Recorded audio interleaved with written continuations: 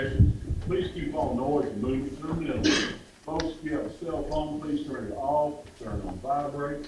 Please remain standing for a word of prayer and our pledge to our flag.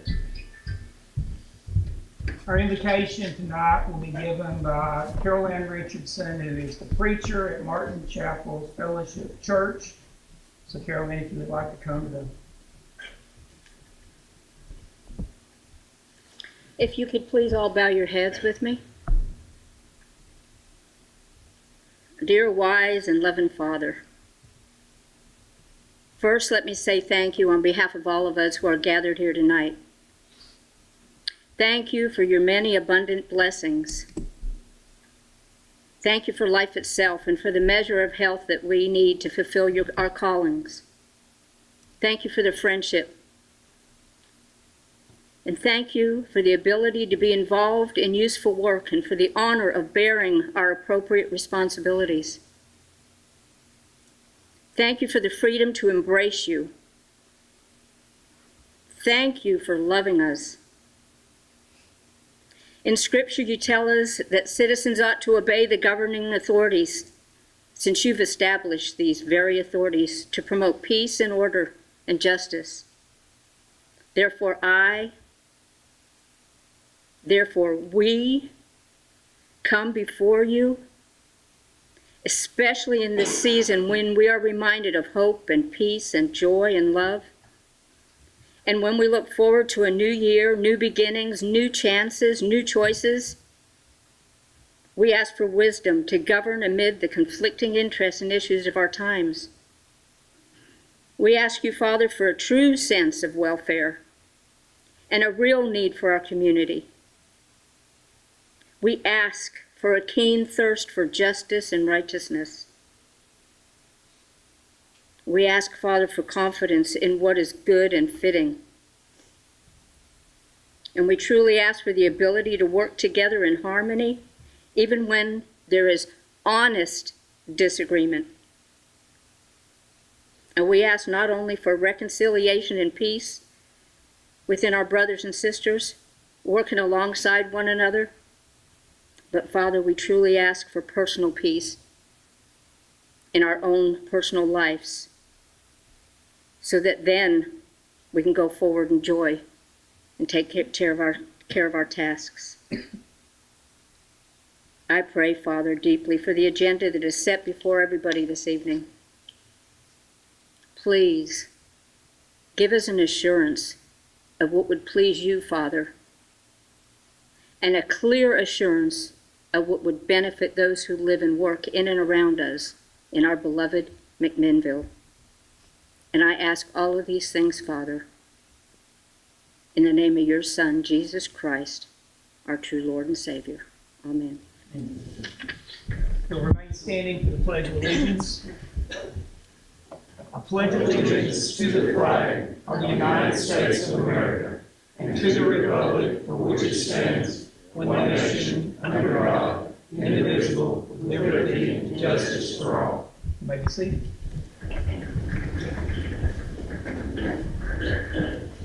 Before we do roll call, I thought it might be good to recognize a little important date that went on last week. So good evening, ladies and gentlemen. Shortly over 100 days ago, Warren County embarked on a new path with this administration, this new commission, some new cabinet level officials who all assumed office September 1st. In a landmark vote, the people of this county sent a message to their elected government. They expect progress and change. And due to the teamwork of countless individuals, that is what we have endeavored to deliver. So I felt it necessary to review our accomplishments thus far and to chart a course of action from here. Yes, I think these are exciting times for Warren County. I think you see it all over the place. And our citizens are recognizing the progress that is being made. With many accomplishments to be proud of, it's important that we celebrate all of them and the people who have worked tirelessly to make them happen. First, through some technology upgrades, we've begun the process of bringing our county fully into the 21st century. Our new website is being launched in January and will be fully compliant with the Americans with Disabilities Act. giving more accessibility to the people we serve. We've also started the progress of upgrading critical office technology at the jail, and that is long overdue, including a new intercom system, updated camera operations, and integration of all the computers into one network with the proper firewall and cybersecurity protection they need. Moreover, to increase efficiency in government operations, all commissioners have been assigned email addresses to better accommodate the citizens they serve and to foster open communications between government officials. In order to save on postage and stationery costs and mailing costs, we are transitioning to electronic dockets for this court and posting more information on our website. Second, working with our safety coordinator, David Britton, we have formed an effective plan to meet the requirements placed upon us by the state to comply with the ADA Act. On to the work of many county employees who are on track now to meet our deadline and ensure our facilities are accessible to all the citizens we serve. And then continuing to secure TDOT funding for our road department. That's all something that we can be proud of. Third, while I was mayor and during my campaign, it became very apparent that the criminal justice system in Warren County is broken. And I knew that action was necessary. Therefore, shortly after entering this office, I created a criminal justice task force that brings together all the critical shareholders to have a frank discussion on the issues that we face and to offer some creative solutions to fix them. As many of you know, when incarcerated individuals leave our jail's custody, they face momentous challenges to effectively re-enter society. Oftentimes, these individuals are massive thieves, have difficulty securing a job, and even finding transportation to the workplace.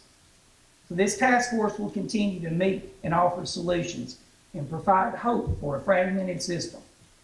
Furthermore, I would like to be asking that the Commission be looking at new funding opportunities for the Adult Recovery Court Program when all of our budget discussions begin, since it's one of the most successful programs that we have combating recidivism. We reduce recidivism, we save the cost of operating our jail. Commissioner Stotts, myself, and ARC Director Brad Price are submitting a grant to secure even housing for drug court participants. This is a much needed addition to an already successful program. Fourth, through the hard work of Sheriff Tommy Myers and his staff, we've successfully reduced the inmate population in our jail. As was reported yesterday, I think in the Standard, we currently are housing 285 inmates, with a reduction from the previous numbers that were consistently over 300. For each person not in our facility, we save the taxpayers around $50 or more a day. This is surely something that we can all support.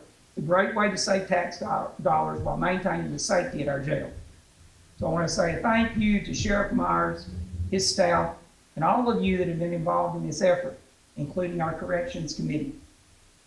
Fifth, we started holding monthly cabinet meetings where we focus on the issues that each department faces and how we can work together to improve government cooperation and communication. I had one of those meetings today. I'm extremely thankful for the graciousness of each one of these department heads and elected officials who have pitched in and offered their ideas on how to improve government. With this type of teamwork, we can accomplish many great things. And it's for the good of the people who have placed their trust in us. Six, due to due diligence of Director Bobby Cox and the school board, we're moving forward with the project to renovate West Elementary and to complete the needed upgrades at Bobby Ray. This also includes safety improvements at the middle school, which are also now in progress. Additionally, placed before you tonight is an energy grant that offers a much-needed upgrade to HVAC and lighting infrastructure to our school system, and will save the taxpayers money through long-term energy costs and maintenance repairs.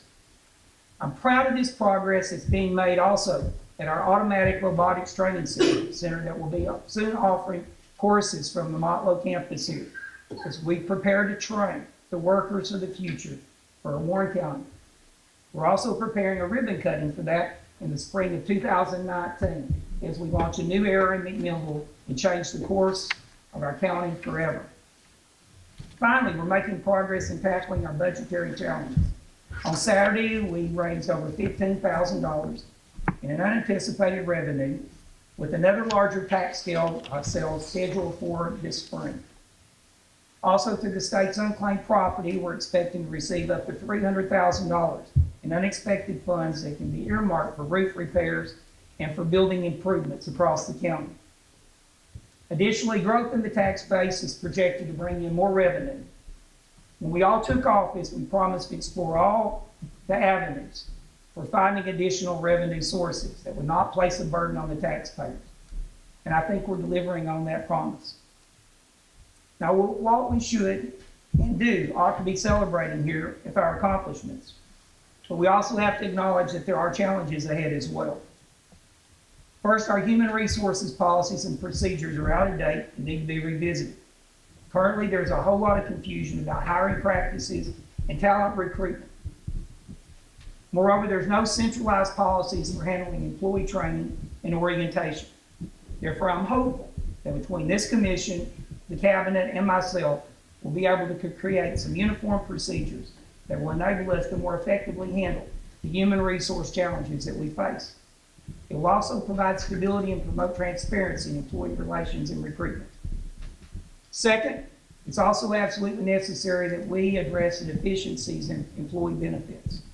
It is wrong for us to have employees who work solely for their health insurance or can't afford a family health plan. Sadly, this is the reality for some that are employed in county government. This is largely due to increasing healthcare costs, which we all understand. Therefore, I'll be holding some meetings soon to find some creative ways to decrease insurance costs and hopefully to bring some new ways to increase employee salaries to the level that they deserve. We're also exploring as well as looking into implementing pay scales and a step raise structure that will be consistent across the county. Third, despite our successes at the jail, we know we still face many challenges. Our inmate population still remains above the certified capacity. The facility desperately needs upgrades, and Sheriff Myers needs more staff members and better communications equipment. Finding ways to fund these necessities will be difficult, even with the loan that we have in place, but I'm confident that we are all up to that task. Getting our jail facility to run more efficiently, provide more safety and security for Warren County should remain a top priority for this government. Keeping the jail certified and fire code compliant is crucial and critical as we meet deadlines for an action plan coming up in January. Fourth, our budget continues to be an issue. As the presentations we've had in previous court meetings we've received and indicated through presentations done by some of the members that are here today, we face the possibility of failing to meet our debt service requirements and in a pending deficit situation over the long term. Therefore, we have to continue exploring potential revenue streams without placing an undue burden on our taxpayers. That's who we serve. I've even hired a grant writer to assist in some new funding and finding additional dollars to fund some of our facilities and operations. Fifth, many of the county's properties need infrastructure upgrades, in particular roofs, HVAC, plumbing, wiring. Those are issues that we find in all of our facilities. As CEO and CFO of Warren County, I face these maintenance problems daily, and sometimes confronted with very few options except to either further delay fixing critical issues or remedy them with funds that sometimes appear to be non-existent. I especially want to commend our maintenance supervisor, Greg Bowden. He's a one-man team. The tireless effort that he does and the work that he puts forth into keeping our facilities operational. Without his efforts, this county could not conduct business and provide good services to our constituents. Thus, it is important that we explore grant opportunities and other funding opportunities or options that will allow us to keep our facilities functional and at the level of maintenance that our citizens deserve and expect. And that also includes upgrading our properties to be more cost-effective and energy efficient, with the possibility of another ESG type project for our main county buildings, including this one. Finally, we must ask ourselves, what are we doing here? I believe if we follow some key points of emphasis, we'll be accepting the charge that's been given to us by the voters and to bring the progress to Warren County while still serving as good stewards of our government. First, We must keep in mind that teamwork builds a better tomorrow for all of us. Second, it's incumbent that we present a united front and support a common vision for our future. Third, it's essential that we remember why we are here and what we do daily to improve the lives of our residents. Over the course of my time in public service, I have seen firsthand the critical importance of working together as a team. In the words of President Lincoln, a house divided against itself cannot stand. Therefore, it's a responsibility of each one of us to put aside our differences and to join together in the common cause of serving our citizens. Well, of course, we all have our own ideas and our own goals. We must recognize the necessity of compromise and moving our policies forward. We also need to join in a support of common vision for Warren County through the strategic plan. Part of it is back there on the board, and somebody came to the meeting when we unveiled it. Now, the strategic plan recently released, it was in partnership with the Upper Cumberland Development District, was funded by a 3-star grant.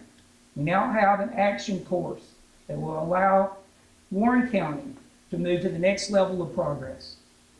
A lot of our local shareholders, stakeholders in this, including the Chamber and Main Street, have already started using the strategic outline to help set priorities for the next year. As a new administration assumes office in the state capital in Nashville, it is also crucial that we find ways to merge our vision with Governor-elect Lee's to ensure that we remain in the forefront for economic development and educational initiatives across Tennessee and Warren County. If we support a common vision for the future, we can continue to make Warren County an amazing place to live, to work, and to raise a family, while ensuring future generations of citizens will enjoy great jobs and improved quality of life. With new educational workforce programs and through economic stimulus packages like TIPS and pilots and opportunity zones, growing activity in business means growing jobs and growing our tax base. This proactive approach of implementation will deliver the results that we need to be good stewards of our constituents' government. Also, at all times, we got to absolutely remember why we are here. We're here for that single mother who's working 2 jobs just to make ends meet. She needs us to recruit a higher paying job for her and to help her to provide a quality education for her children. We're here for the family separated by imprisonment who needs us to address recidivism and implement programs at the jail that will break the vicious cycle of incarceration. We're here for the small business owner who may be struggling with the changing marketplace and needs our help to foster a better business climate in Warren County. We're here for the person who tirelessly works to provide for their family, to pay their bills, obey the laws, and expects us to use our tax dollars by making government effective and efficient. We're also here for the farmer who makes agriculture still the #1 industry in Tennessee. That's why we're here. And that's why I come to work every day and work long hours to have the amazing privilege of helping to change the lives of our citizens. So while we have our work cut out for us, if we've learned anything over the past 100 days, it is through working together we can accomplish great things. I've been overwhelmed by the support that we've received from the commissioners, all the cabinet officers, elected officials, department heads, county employees, and our support agencies. I'm convinced, very much convinced, that if we each support this common vision, work to implement it, and remember why we are here, we can remedy any issue facing Warren County, no matter how we got here. Indeed, I'm proud to report the state of Warren County is strong, and it's consistently growing stronger due to the generosity, the kindness, and the hard work of all our people, including this commission. In closing, while our to-do list may be long and the task before us may be overwhelming, we will take up the mantle and do our level-headed best to follow the wishes of our citizens who have asked us to bring progress to Warren County. We've accomplished a great deal in 100 days, and I'm confident that we will continue that momentum over the next year and more. To paraphrase the words of President John F. Kennedy, we may not finish all of our goals in the first 100 days, or 1,000 days, or even in our terms of office, but let us begin. So that's what we're tasked to do for this county that we all love and respect. Begin. So together, we are Team Warren County. We're going to build a better tomorrow for all our residents, beginning today. God bless the people of Warren County, and may all of you have a Merry Christmas with all of those that you love. Thank you. We'll have roll call.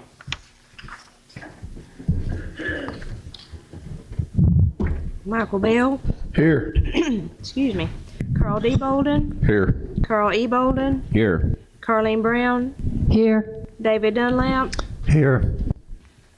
Randy England. Here. Deborah Evans. Here. Steve Glenn. Here. Richard Grissom. Here. Stephen Helton. Here. Robert Hennessy. Here. Lori Judkins. Here. Ron Lee. Here. Gary Martin. Here. Daniel Owens. Here. Gary Prater. Here. Christy Ross. Here. Scott Rubley. Here. Tommy Savage. Here. Tyrone Sparkman. Here. Joseph Stotts. Here. Philip Stout. Here. Cole Taylor. Here. Blaine Wiltshire. Here. 24 present. Thank you. Next is adoption of the docket. I need a motion to amend the docket by adding new business item 5A, resolution 26, 2018, and new business item 5B, resolution 27, 2018. So I need a motion to amend the original docket to include it. Is there a motion? We have a motion from Commissioner Scott, second from Commissioner Grissom. All in favor of adoption, say aye. Aye. Any opposed? Thank you.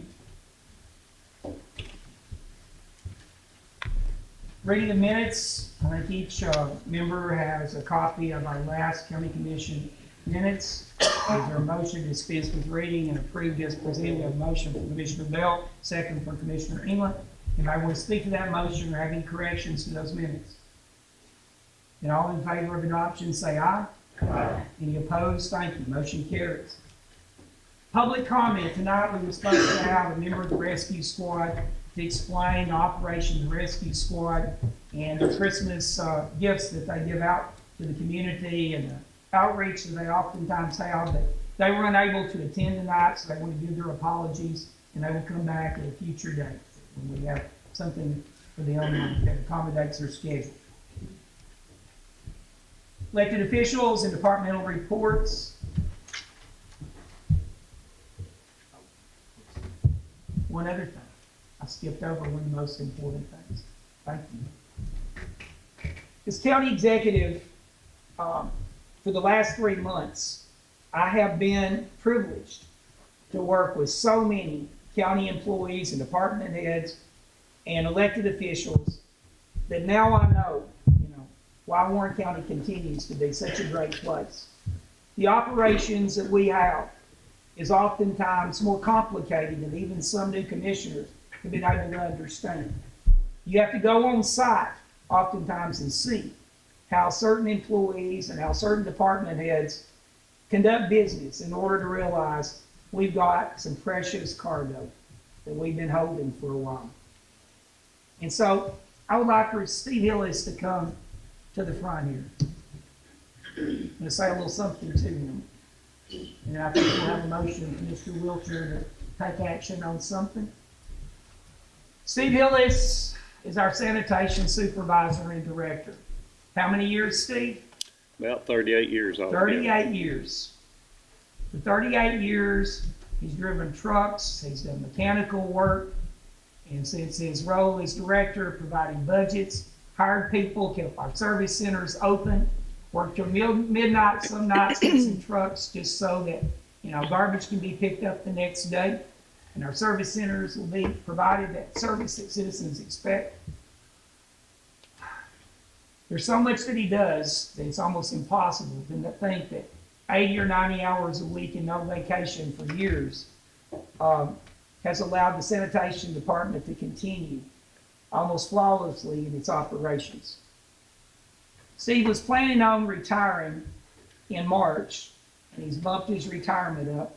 And so now I'm tasked with trying to figure out how we're going to replace you, what we're going to do, to put, 3 people's jobs into one person, or how we hire 3 people to replace that one that's been doing all those jobs for so many years. So I think that we all owe a debt of gratitude to you, Mr. Hillis.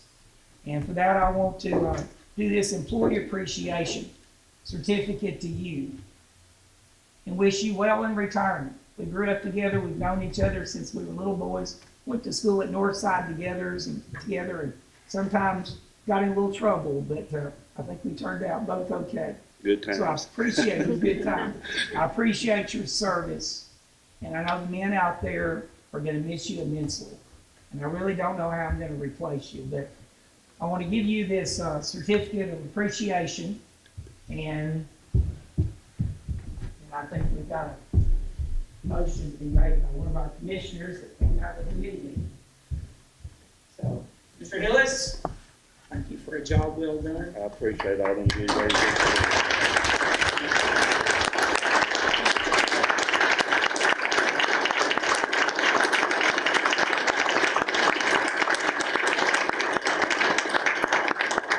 I might want to say a few words too. I'm not good on speeches, but I tell you what, this county commission, I know a lot of ones that's been here, like Gary Prater and a lot of you other guys, Carl Bolden, and we've been through some pretty good times.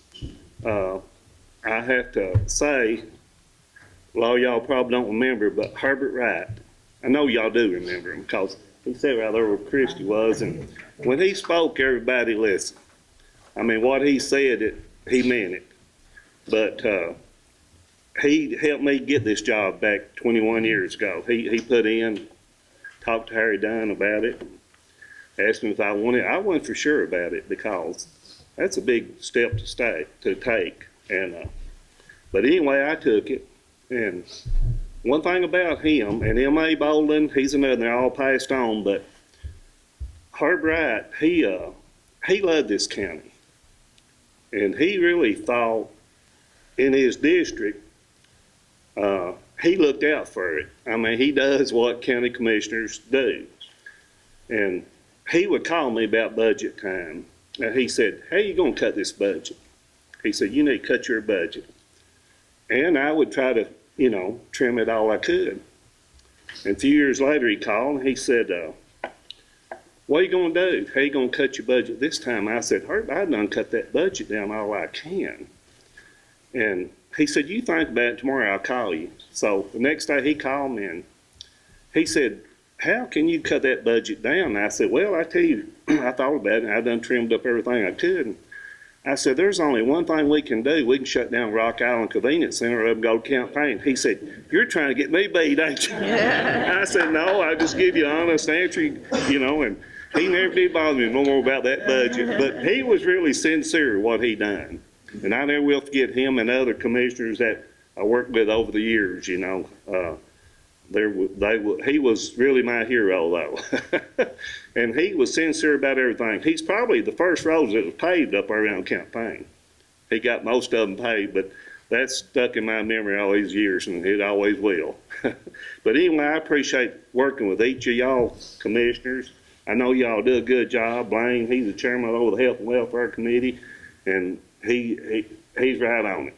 And all these new commissioners coming in too, y'all doing a good job, and I just say this future gonna be bright. And Jimmy, he's got all kinds of ideas, and if you can bring them out and get all this done, this county will be great again, won't it? But I appreciate each and every one of y'all.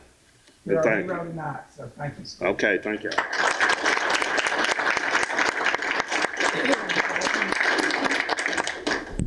Mr. Chairman, as you were there the other night after Steve left our meeting, Steve, after you left, we voted as a committee, and then I would like to put this in the form of a motion for us to vote on as the whole commission to name the building out there after you, in your honor. And I'll put that in the form of a motion. We have a motion from Commissioner Wiltshire, second from Commissioner Roth. Anybody got any further discussion?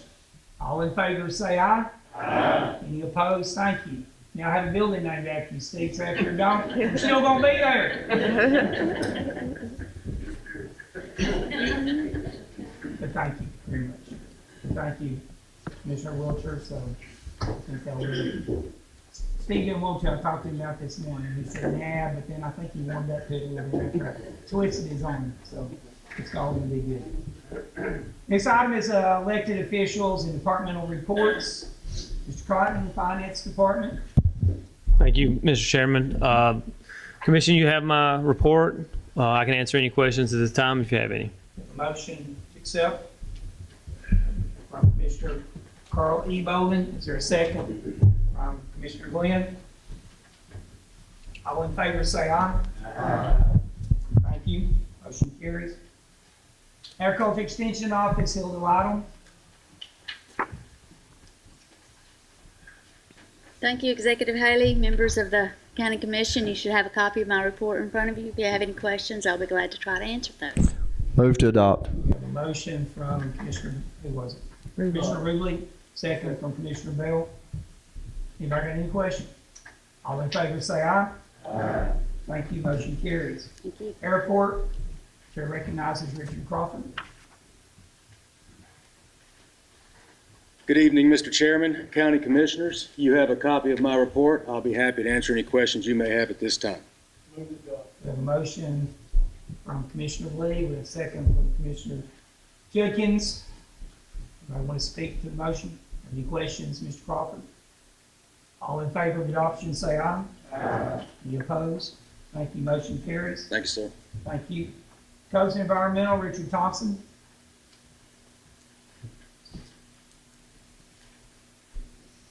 Good evening, Administrator Haley, members of the court. If you have a copy of my report, I'd be glad to answer any questions at this time if you have. Motion to adopt. Commissioner Stotts, is there a second? Commissioner Savage. Anybody else want to speak to that motion or have any questions? And all in favor say aye. Aye. Any opposed? Thank you. Motion Thank you. carries. EMA, Jim Cunningham.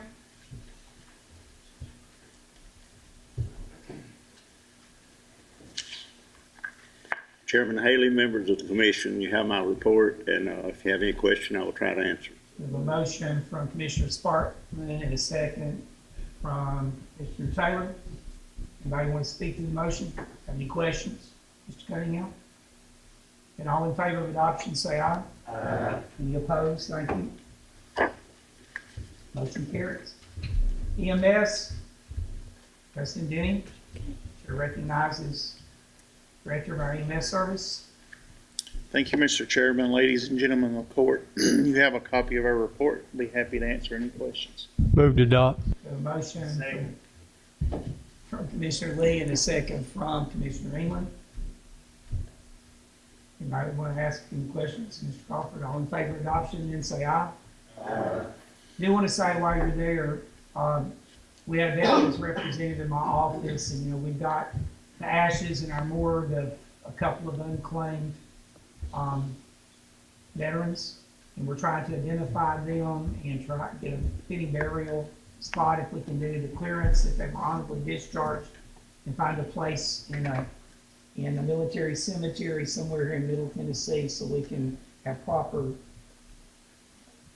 funeral of these veterans. So I've been working with Mr. Denny, and we're hopefully going to resolve that soon. I spoke with them this morning, and they're supposed to be back with us this week. So hopefully we'll be able to resolve that. So thank y'all. Industrial Development Board, Chair recognizes Don Alexander. Good evening, Mr. Chairman, members of the commission. I think you have my report. I'm glad to try to answer any questions you might have. I got questions. We have a motion to adopt from Commissioner Wiltshire Second. and a second from Commissioner Glenn. All in favor say aye. Aye. Any opposed? Thank you. Thank you, Mr. Chairman. Committee reports, if there's any. Budget and Finance got anything to report tonight? Mr. Chairman, Budget and Finance currently have nothing to report. Thank you. Building and Grounds, Mr. Carl E. Bolden. Thank you, Mr. Chairman. At this time, Building and Grounds has nothing to report. Thank you. Thank you. Economic and Agricultural Development, Gary Martin, Chair. Thank you, Mr. Chairman. Economic and Agricultural does not have anything to report this time. Thank you. Thank you. Education, Commissioner Carlin Brown. Thank you, Mr. Chairman. At this time, we have nothing to report. Financial Management, Justin Cotton. Financial management has nothing to report at this time. Health and Welfare, Commissioner Wilcher. Mr. Chairman, we will be going online with our chipping system January 1st at Animal Control and Adoption Center, and we have nothing else to report. Thank you. Highway and Bridge, Commissioner Prater. Thank you, Mr. Chairman. Highway Department's ready in case we have any bad weather during the holidays. Thank you. Policy and Personnel, Commissioner Savage. Thank you, Mr. Chairman. At this time, Policy and Personnel has nothing to report. Safety, Commissioner Lee. Thank you, Mr. Chairman. At this time, Safety has nothing to report. Thank you. Special Committee reports. County Corrections Partnership has been meeting diligently with some of our criminal justice system players in that jumbled mess of things that we're dealing with right now. So we've had some reports back, and so Well, first off, I want to say that the Sheriff's Department is doing a great job. And we have had some people come in from the state and look at our facility, and they can't brag enough about what we've done with the current facility. So that's the first thing I want to say before I start getting into this laundry list of things. We did have the fire marshal come in to review that storage room we was looking at. He indicated that we need to get an engineer to review it, to see what we can do and where we can move files, things of that nature. We're still working on that plan. While he was there, he did cite us for a couple of things, some sprinkler heads and some fire alarm and stuff of that nature. All of that's been taken care of.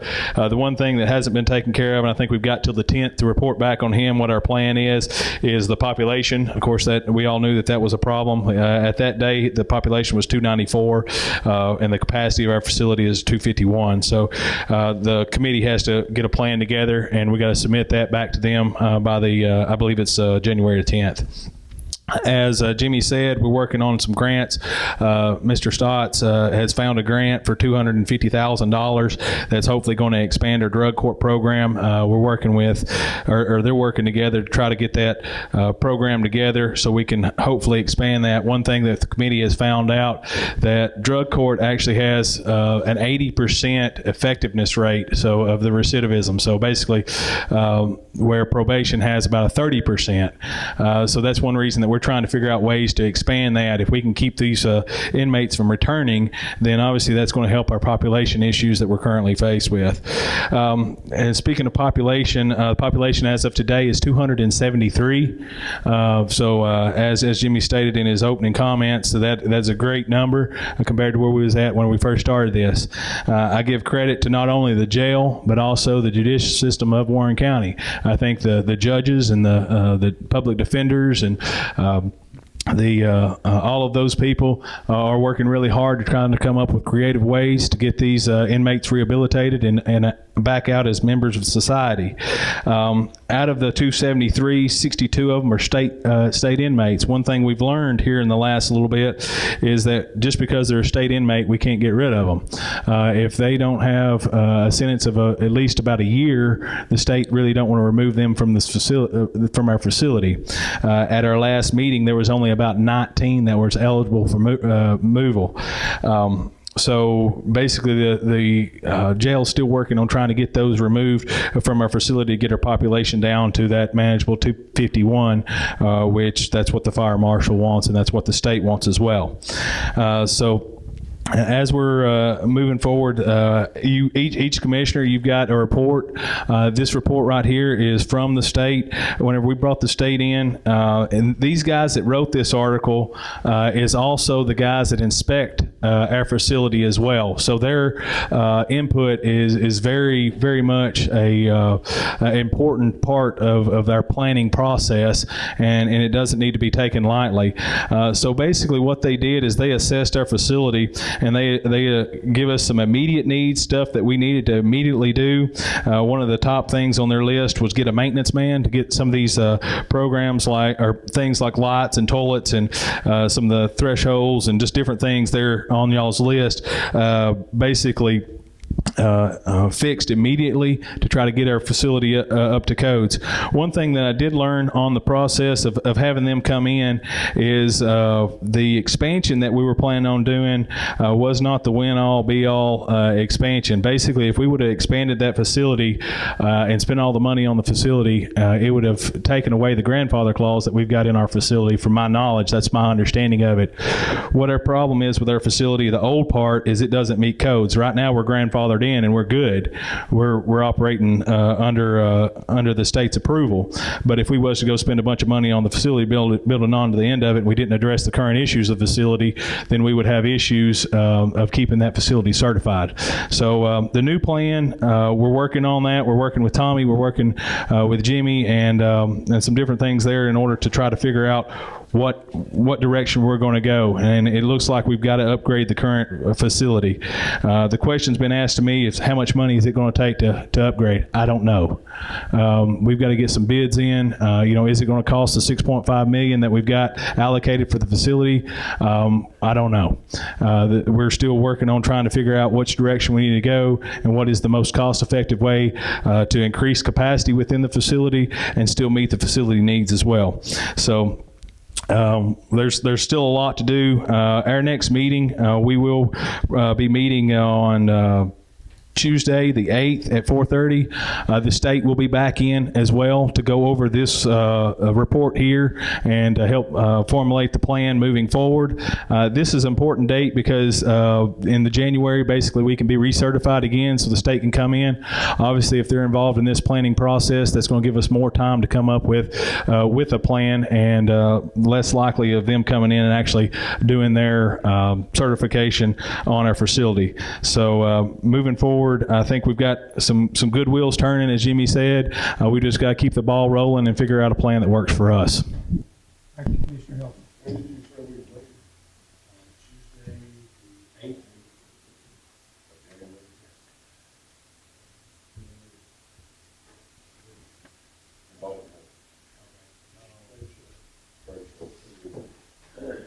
I'll have to discuss that. We'll have to discuss that later.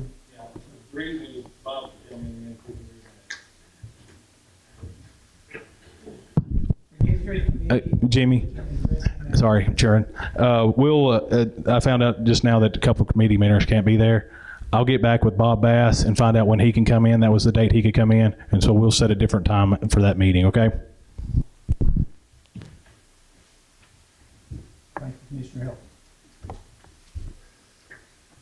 No report on redistricting yet, but we'll be bringing one of those to you soon as we approach the 2020 census and look at the redistricting of the 12 districts within Warren County.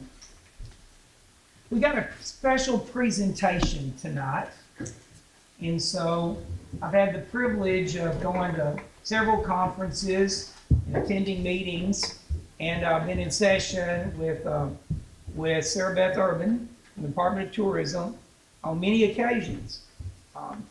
Tourism now is the second biggest industry in Tennessee. It's growing in leaps and bounds. The initiatives that have been taken by the Chamber and the City of McMinnville have promoted a whole lot of economic development, and those opportunities that we have taken have paid off. When Commissioner Triplett has visited, he's very impressed on the diversity of our resources here and how we've parlayed them into so many different aspects that promote tourism across this county. It's phenomenal, the progress that we've made. It just shows that small rural community that's not necessarily on the interstate are blessed with natural resources of rivers and mountains, lakes and springs, and hunting and fishing opportunities that a lot of places don't have. And so we need to catapult that. It was mentioned in the strategic plan as well that we need to cooperate more with the Department of Tourism as we implement more programs and initiatives that grow jobs, grow economic opportunities, and grow our tax base here. So, Sarah Beth, if you'd like to introduce yourself just a little bit, say a little something what your job and responsibility is, and we'll go from there. All right. Well, thank you so much for having me here tonight.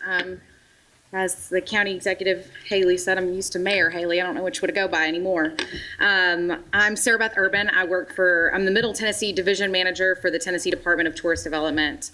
And I'm honored to be here tonight to speak to you guys. I always love coming and talking to elected officials about tourism, partly because I love my job and partly because you guys are all rock stars. You have chosen to serve, you have run for office, which isn't easy to do, and you're here to make decisions to better your community and take the criticism that goes along with that sometimes. And so I just so appreciate all of the work that y'all are doing. And I'm so excited to be here and share this with you guys. So I only apparently have about 15 minutes. So I am going to set my timer because I could talk about this all night. I love my job so much. I'm so passionate about it. So Matt's supposed to give me some high signs, but I got a timer just in case because I get excited. So I'm just going to jump right in. What does tourism mean for Tennessee? When you ask people that question first up, when you ask kind of your average citizen, what does tourism mean? They're going to come up with our big guns. They're going to come up with the Smoky Mountains. They're going to picture that family getaway. They might talk about the honky tonks down in Broadway and Music City, and they might know Graceland over in Memphis, y'all. Now, if they're savvier, they're a little bit savvier than we are, which, yes, I have a toddler at home and he knows how to use my phone better than I do. They're going to know about Chattanooga and the aquarium, and they're going to know about the big gold ball in Knoxville. And they may even know about, downtown Franklin, the historic downtown just outside of Nashville. And they might even know about Bristol because it's right there on the line, and there was that Geico commercial with the gecko, and, they might be able to put all that together. But that is just the tip of the iceberg, y'all. There is so much more to Tennessee tourism than just our top 5. If anybody tells you that tourism is only for our top 5, which is Nashville, Knoxville, Chattanooga, the Smokies, and Memphis, they are lying to you. Tourism is for everyone. We know that for a fact. There are 95 counties in the state of Tennessee. Only one of them has a Dollywood. Only one. That's Sevier County over there in the east. If all of the counties in East Tennessee had a Dollywood, there would be nothing special about Dollywood. There would be nothing special about our counties in Tennessee. So we know that each county has its own unique assets that we want to promote. That goes along with our 5 pillars of tourism. And this is what we tell people. When people ask us, why should I come to Tennessee? Why should I spend my hard-earned dollars and my vacation dollars on coming to Tennessee? Why should I do it? Scenic beauty. I don't have to talk to you guys about that. You guys live in Warren County, where there is some of the most scenic views in our entire state. But you've got places like Reelfoot Lake. You've got our rivers and streams that we talked about, that Mayor Haley already talked about. You've got the beautiful winter scenes as well as autumn. On top of that, we've got music. We have music everywhere in this state. We just launched the new Tennessee Music Pathways, and that's because 7 genres of music call Tennessee home. That's soul, bluegrass, country, rock and roll, rockabilly, Southern gospel, and Americana. All 7 genres call Tennessee home. That's the Ryman. That's the Mother Church of Country Music. That's the Hog Slop String Band. I don't know if y'all have heard them guys, but he plays literally on top of that tin pan. It's so cool, y'all. We've got Cumberland Caverns, where they play bluegrass and where they play all different kinds of music. It's amazing. We're the home of blues. We're the home of country. I mean, you name it. It's got a story here in Tennessee. Talk about family. When we talk about people who come to Tennessee, our families are still our #1 visitors that are coming back time after time because we know they're taking back memories with them that their kids will remember. Those are those kids we want to, because we want them to remember that so that when they have kids one day, they bring their children back. And then one day when they're looking to retire, they finally said, well, you know what, we go to Tennessee on every family vacation. Why not just live there? That's what the goal is. So you've got vacation opportunities like this ice scenic world over in Dollywood. You've got our outdoor adventure. Oh my gosh, y'all. Families love to get outdoors these days. You can put your face in a strawberry pie up in Portland, Tennessee at the Strawberry Festival. And they can go and experience history in all different forms, which brings us to our next one, actually, which is history. Our heritage is so important to us. We've got the Lorraine Hotel, where Martin Luther King Jr. was assassinated 50 years ago this year. We had a huge, our cover of our vacation guide actually honored him this year, and that's where the Civil Rights Museum is. Civil War history touches every single county in the state of Tennessee. We've got groups like the Fisk Jubilee Singers, which have been performing here for hundreds of years, it seems like, but at least 150, and have performed for the Queen of England, in addition to multiple presidents. And we've got World War I history. We've got a World War I hero who this year was the centennial of his capture of German forces over in France, and the armistice of the end of World War I. The centennial of that was just in November. So we've got all kinds of pillars that we talk about. And that also includes experiences, and that's kind of the things that you can't really encapsulate in one pillar. I'm not gonna lie, y'all, I was hungry when I made this presentation. So there's a little bit of food in here, but that's the barbecue. Everybody knows barbecue is best in Tennessee. I don't want to hear it. Alabama, North Carolina, Texas, y'all can keep your barbecue. Ours is the best. We've got biscuits. We've got places like, I don't know if y'all have heard, Brushy Mountain Facility actually reopened just recently as a tourism attraction. But for years, they've been doing what's called the Barkley Marathons. And it's actually, you can't find out about it online. You have to know somebody who's done it before. I think you buy your way in with a pack of cigarettes or something like that. It's basically about encapsulating that prison experience that people had at Brushy Mountain. But now you can go and get a drink, get a meal, and tour the facility as well as run a marathon. So we have found a way to make just about anything into a tourism attraction in the state of Tennessee. It's shopping. It's going to taste good distilleries. It's experiences like this one, which touches my heart, y'all. So this is one of the campaigns that we launched last year. These are actually new viewfinders that we have installed across the state of Tennessee. We'll be installing more and hopefully having one come to Warren County soon. These are actually colorblind viewfinders. So this disease, I guess you could call it, largely affects men. But there are men across the nation who have never experienced the fall colors in Tennessee. So we installed viewfinders in some of our most scenic overlooks so that these people could experience the fall colors of Tennessee for the first time. If you haven't gone online, we have a YouTube channel. It's TN Vacation. If you haven't gone online and watched this video yet, I encourage you to do so. It encapsulates, if anything encapsulates the Christmas spirit, it's this. It is about giving back to people and giving back to our visitors. And it is moving. Not a single person that we have videoed looking through these for the first time has not cried. It's just phenomenal, and it's been a great thing. And my own brother is colorblind, so it was very moving to be with him the first time he looked through one of those. We have smoking barn tours across the state because we are known for our tobacco. We have a national banana pudding festival, y'all. I don't know if you knew that, but we do. And then we have amazing attributes just here in this county where you can get out and kayak, you can meditate, you can do yoga. And you name it, and it's part of this. So like I said, tourism is so much more than just our top 5. But what does that mean? So what does all that mean? I've listed all these amazing things that you can do in the state. What does that translate to? We've already talked about how it's the #2 industry in the state. That means $20.77 billion were spent by tourists in the state of Tennessee in 2017. Over 100 million visitors come to the state of Tennessee each year in order to experience the different attributes that we have. We are a top 10 travel state in the U.S., and we are the only top 10 state that does not have a coastline. So we're the only one that people choose to, that they can't go to the beach anywhere here, but they're gonna come here because we are that amazing. All 95 counties increased in economic impact last year, which has been a goal of our department since day one. We were super excited to achieve that, and all 95 counties bring in over $1 million in tourism impact. So, what does that mean for Warren County? I know you guys are all wondering. You are ranked 50th out of 95, right there, middle of the pack. $25.45 million comes into this county because of tourists.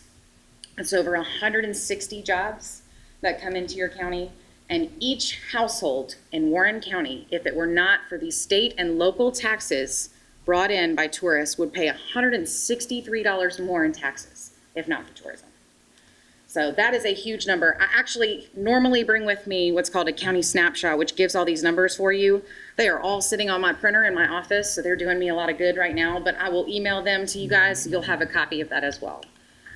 So, all that to say, there are so many more benefits than just those numbers. We obviously put a lot of stock behind that. Being able to tell you that you have saved your citizens money because of the promotion you've done for tourism is amazing, but it also creates jobs, as I talked about.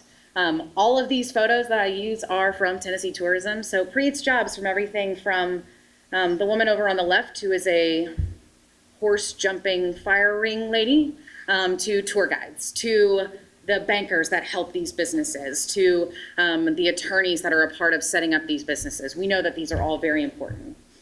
It preserves our heritage and tradition. We know these people are coming to experience real, authentic experiences in Tennessee, and that helps us preserve our heritage.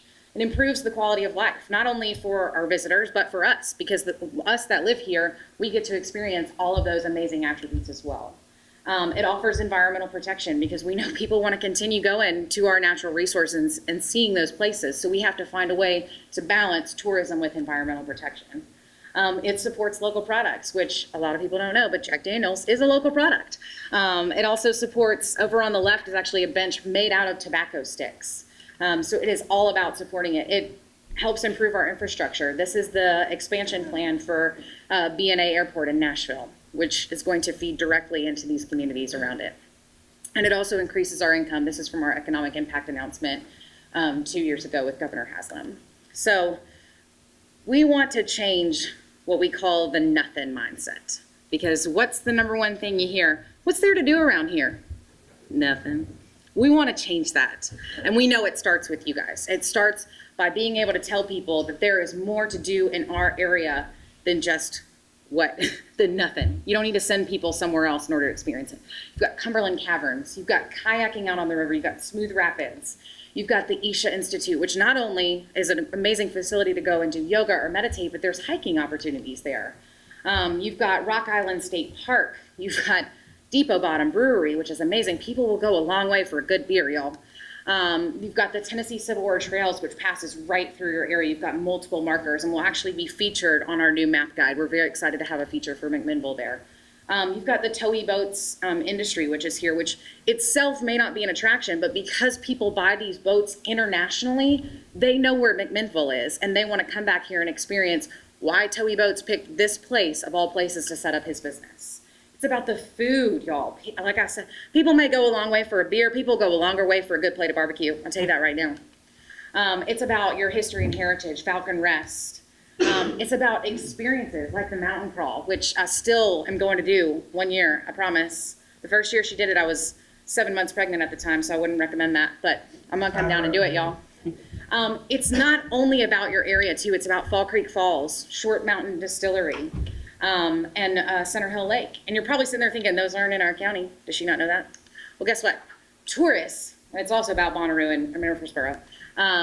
Tourists don't know where county lines are. They don't see that sign and turn around. They don't. And I'm not saying that counties aren't important, because y'all are the county commission, and obviously you are here to better your community. But you're stronger as an area. You're stronger when you promote other places. So when you see Mandy over at the chamber promoting some places that are just outside of Warren County, it's not that she wants to send people elsewhere. She knows that she's stronger as a unit when people are coming in there. So Warren County is here, but look at all those places around you. You're so close to Nashville. It works perfectly for people to do a day trip down here and experience what you've got and then head home. And the trick is, we got to get them to stay overnight while they're down here so we can spend more dollars in your community.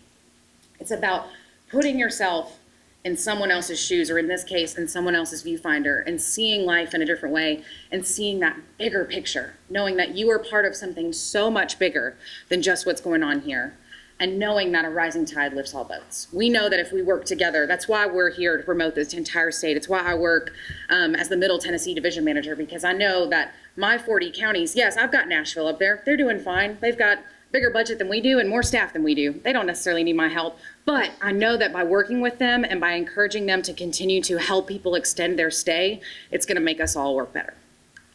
So how do we promote Tennessee tourism? How do we tell people about that? Just an overview of kind of how we spend those tax dollars to make sure people know why they need to come here. We have a website, tnvacation.com, so we're on the web. We also do a lot of social media. We're on all of these social media channels. You can follow us along and use our hashtag MadeInTN. We have a vacation guide that we print every year. Actually, our new one is about to come out in about 2 weeks. As I said, last year's was about Martin Luther King and commemorating his assassination in Memphis. And every year we print over 500,000 copies of these, and we distribute almost all of them. The only ones we have left over are usually ones we hold for the new legislators coming in to tell them about tourism as they're coming into office. So we also have 16 welcome centers across the state of Tennessee. Over 14 million people come into our welcome centers every year. If you don't think that's the front line of Tennessee, then I don't know what is. Those people go in there, they use the restrooms, they listen to the live music that we have playing there, they talk to our staff in there who are nationally certified in their knowledge of Tennessee. They take a test every year to prove that they know about the state of Tennessee, and they can answer. I go in there all the time just to try to stump them. I dare you to do it. Go in there and try to stump them. You can't do it. They know more about Tennessee than anybody I know. We also have a trail system, and this is one of our rural initiatives. It's called Hit the Open Road and Discover Tennessee Trails and Byways. There are 16 of these that crisscross the state. They've been out for 10 years now, excuse me, and we are currently revamping this process. You guys are located on the Pie in the Sky Trail, and we are currently working to get more people out on these trails and to experience the real authentic versions of Tennessee that we know are out in our rural areas. As I mentioned before, we have the Tennessee Civil War Trails, as well as the Tennessee Music Pathways, which was just launched, and it's going to tell the story of all of the music that calls Tennessee home.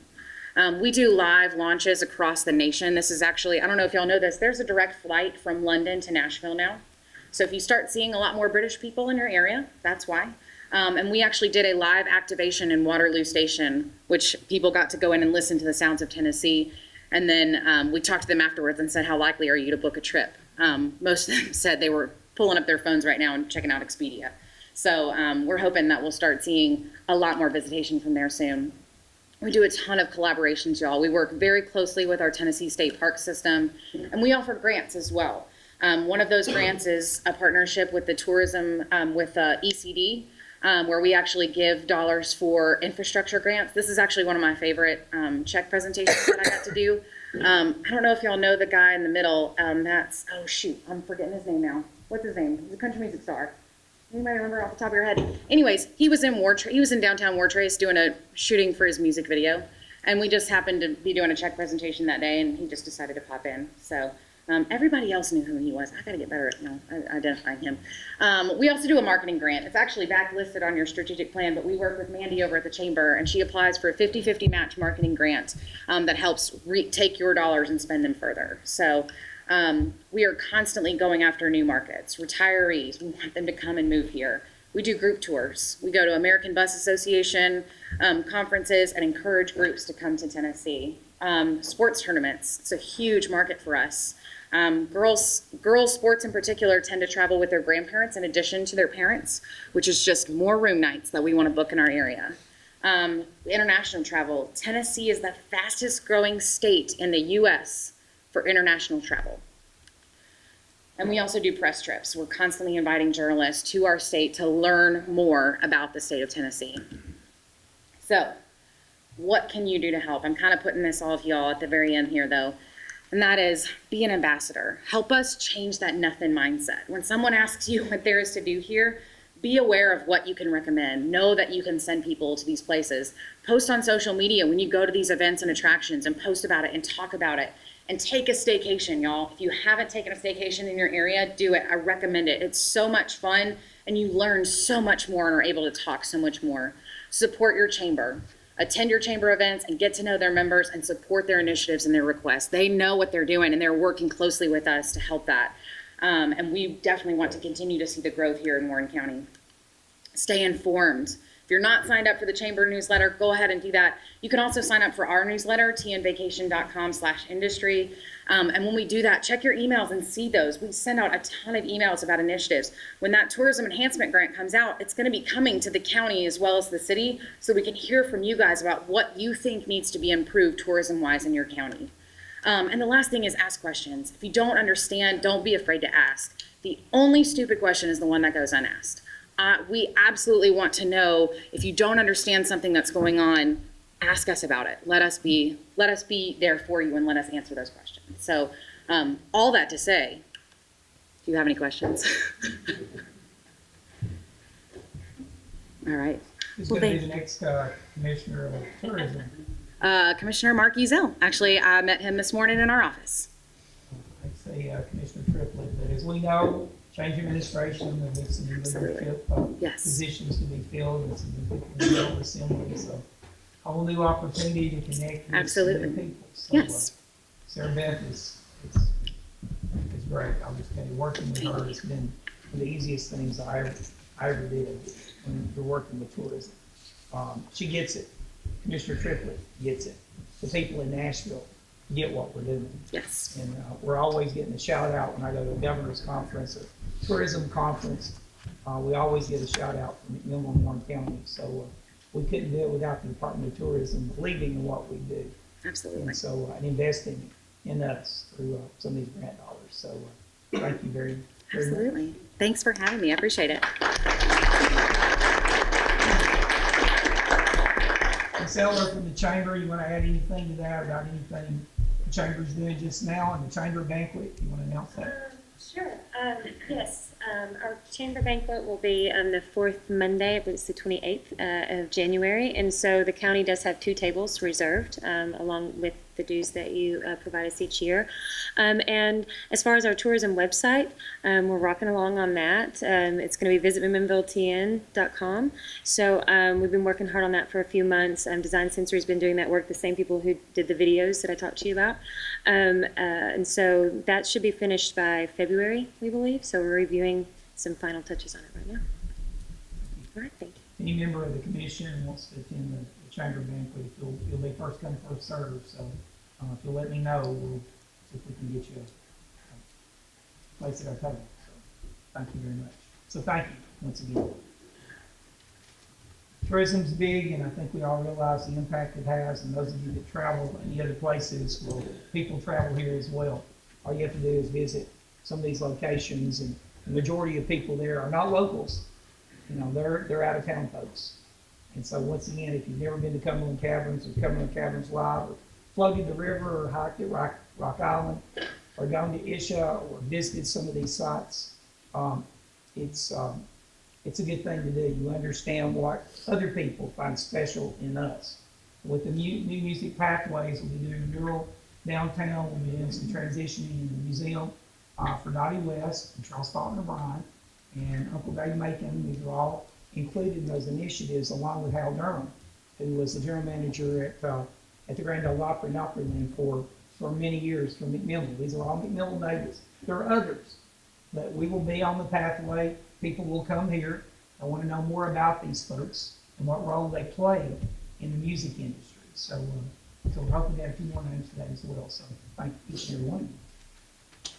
Next item is old business. Any member of the commission got old business to bring before tonight? Next item is new business. Item number 1, Commissioner Grissom.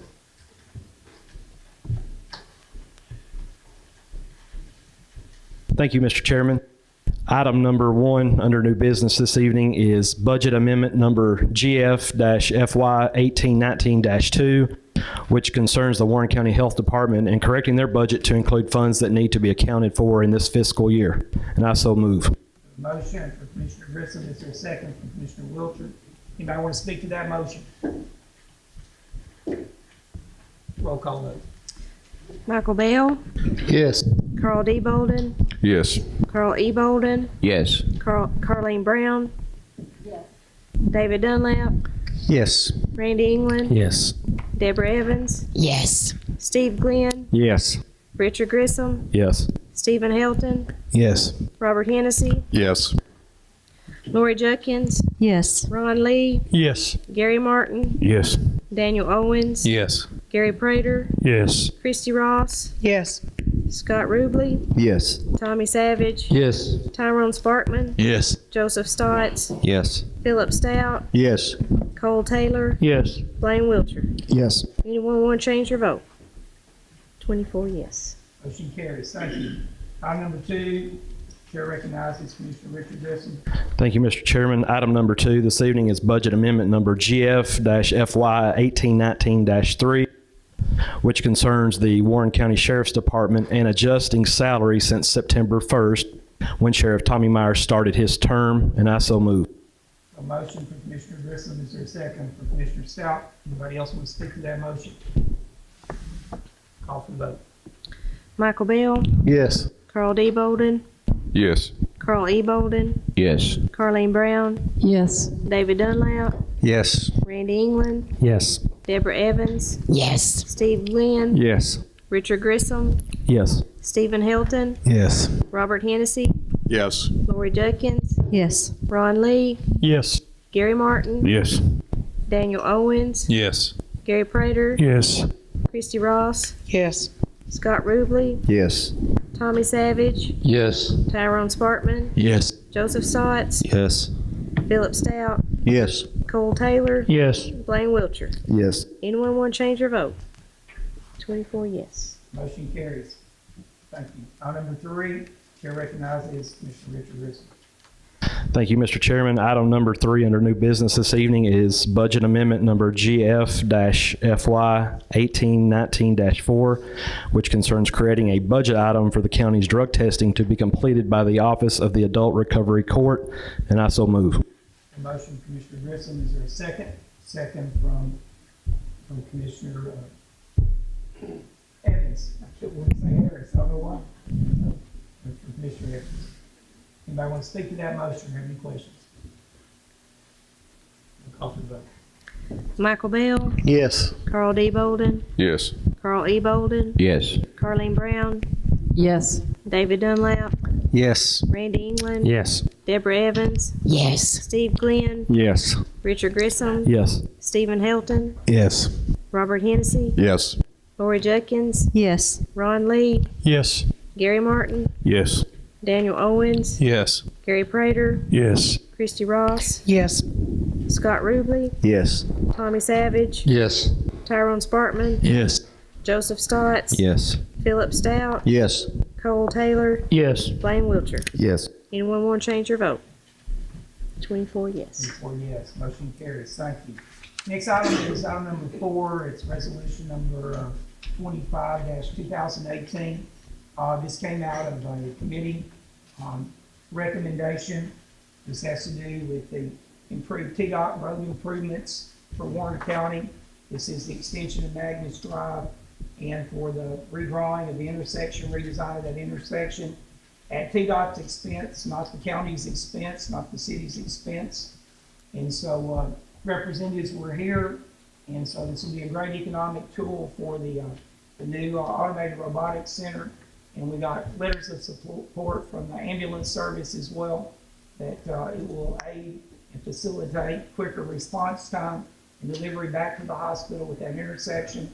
It's been plagued. It's a 60-plus-year-old design before anything was out there, and so we realized the number of accidents, had several more just in the last couple of weeks. And so you've got a copy of that resolution in front of you. It says, whereas the safety of both pedestrians and motorists is a priority of the Warren County legislative body, whereas improved roads, sidewalks, and signalization are an important factor in highway safety and economic development in congested commercial areas. Whereas upon request of the City of McMinnville, the Tennessee Department of Transportation has approved and funded a major highway improvement project at Magnus Drive, US 70S State Route 1 bypass, and SR 380 Sparta Street. Whereas a significant portion of the project will include extending Magnus Drive to become a connector route to the Automation and Robotics Training Center, Tennessee College of Applied Technology, Motlow State Community College, McMinnville Campus, St. Thomas River Park, and the Warren County EMS Station 1. Whereas intersection upgrade and redesign will allow Warren County's ambulance service have safer access to the US 70S bypass with quicker response time for the well-being and safety of our citizens. Whereas Warren County elected officials appreciate TDOT and its continued improvement in tax dollar investments, which will help our community grow. Whereas the Tennessee County MS Director and the County Commission Safety Committee fully support the TDOT project plans. Now therefore be it resolved by the legislative body of Warren County, Tennessee, meeting in regular session the 17th day of December 2018 to endorse this TDOT funded project that benefits our community by improving the safety of the intersection and promoting economic growth in that area. So moved. Commissioner Lee, second from Commissioner Hennessy. I want to speak to that motion. We need a roll call on this one. There's no money involved. There's no money involved. All in favor, say aye. Aye. Any opposed? Thank you. Next item is item 5A. Mr. Carlin Brown will give this presentation for Resolution 26, 2018. Before we do that, we do have members of Cumberland Investments, and we also from ESG. We also have members of the school board and Director Cox. We all realize that the cost of doing government is always increasing, that our aging infrastructure and buildings have driven up energy costs and maintenance expenses and repairs that are needed almost every day in both our schools and county HVACs all across the county. Seldom is there an opportunity to make these long-term upgrades in energy-efficient equipment, install LED lights, and improve weatherization on a scale this large without it really costing the taxpayers any additional money. This performance-based maintenance contract is a proven winner. There's 40-plus communities that have done this. Anderson County voting on it tonight, and so that will be phase 2. So I, as county executive, see the importance and need for this, and I fully do endorse this project. I've actually initiated the process with Josh McNeil to actually do a survey of our county buildings, to do also a similar study on the upgrades and the cost efficiency and effectiveness of our buildings. We're spending, even in the 4 county buildings, $250,000 in energy costs and over $100,000 in HVAC repairs and maintenance repairs on equipment that some of it's 40 years old. Had stuff go out again this last week, had to deal with. It's an everyday occurrence. A leak in an HVAC system or a failed system somewhere. And so the lighting costs in themselves are eating us alive. So, you know, it's all about saving taxpayers' dollars. It's all about government efficiency. I don't feel like we can't afford not to do this. When after all, it's really about our schools, investing in our children, and future savings and stuff that this county really needs at this time. So, Commissioner Carleen Brown, I recognize you. And just to add to that, prior to tonight, we've had many meetings and discussions about this project. The Education Committee met on this project. The Commission has met on this project. Budget and Finance met, and Financial Management also met, and all 3 committees passed this project recommendation. This resolution number 26-2018 is for the issuance of bonds to fund this project. The initial resolution authorizing the issuance of not to exceed $7,380,000 of general obligation bonds of Warren County, Tennessee. I so move. A motion from Commissioner Brown. We have a second from Commissioner Hennessy. Anyone got questions? We've got representatives here. Mr. Boland for me or for? Got a question for Mr. Cox. A few. Mr. Cox, you want to come to the podium?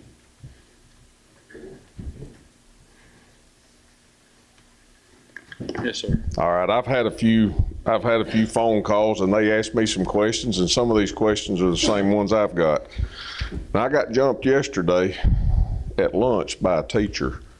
And so there's some rumors out there about how you're going to save this money. She asked me why we were taking her refrigerator away from her. Nobody has said that we're taking anybody's refrigerator away from them. That's what I want to know. Now there's some rumors out there, and I want you to they're either true or they're not. Okay. The thermostat will be set at 68 in the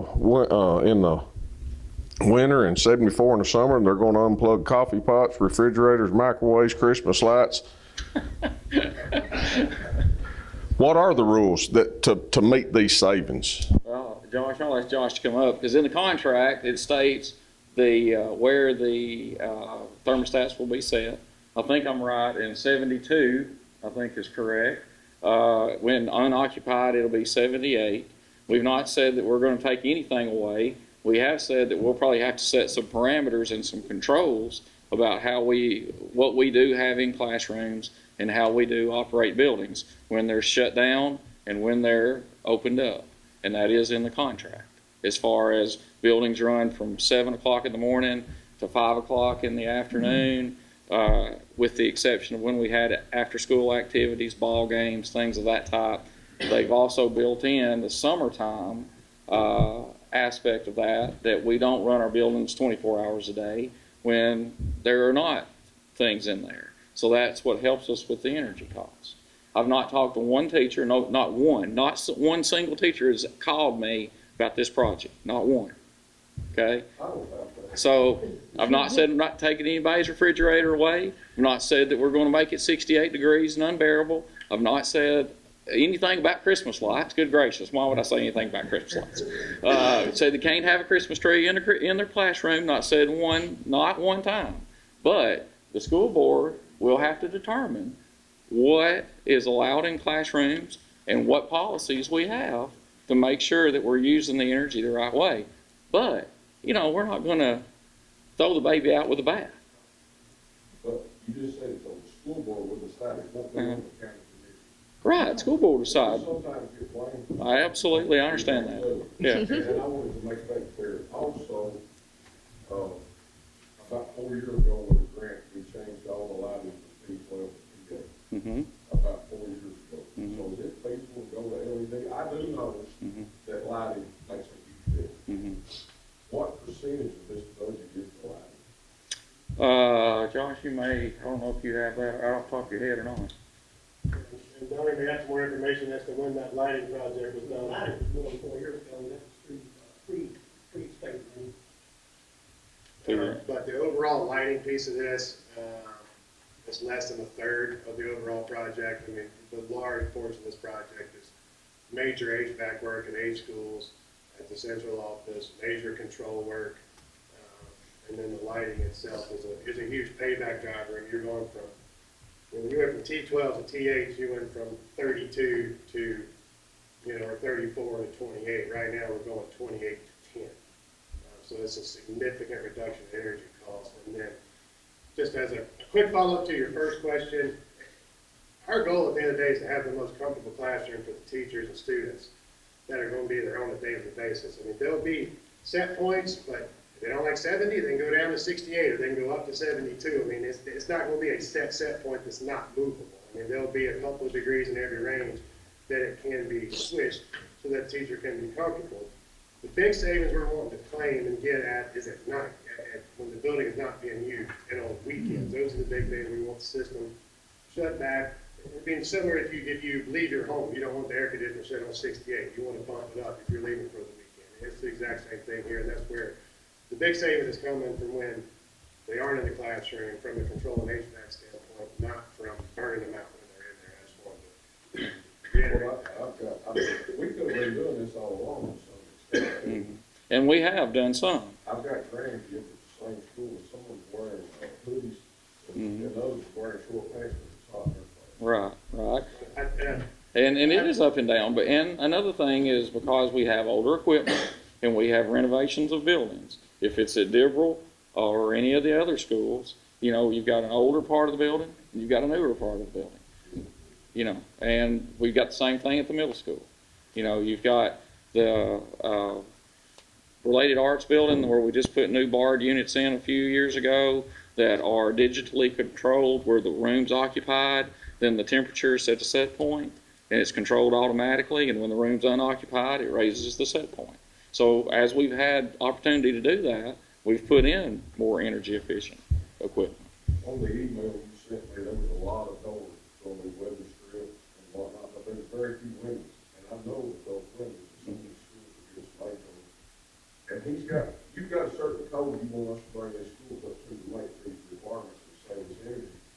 And whose expense is that going to be? Is that the county, or is that?